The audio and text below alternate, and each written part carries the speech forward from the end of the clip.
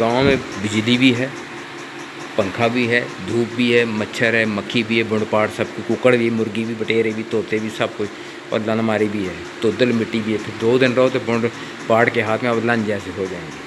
लेकिन अगर अब यूँ देखा जाए तो एक नौजवान यहाँ सो रहा है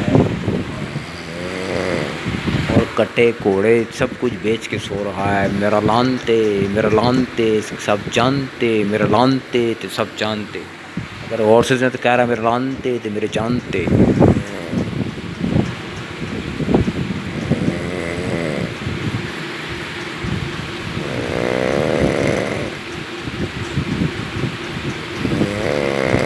हमने देखा कटे बेच के सो रहा है, कह रहा मेरे लानते तो जानते तो लानते तो जानते। ये नौजवान बहुत खुश हो रहा है, कह रहे चलो कोई लानते तो जानते तो चढ़िया है, कुछ चीज़ पे चढ़ा है, ये खुश हो रहा है।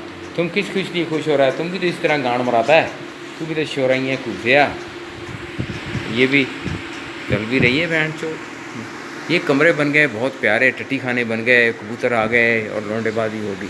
तो नौजवान हिल रहा है, कह रहा है केड़ा ही भैन लान। ऊपर बदल हो रहे हैं, थोड़े थोड़े प्यारे मौसम हो रहे हैं, स्कूल है, तो लन मारी है, तो नौजवान हिल रहे हैं, टट्टे खुजा रहा है, तो हिलिया है तो बोंडा तो उधर कर रहा है।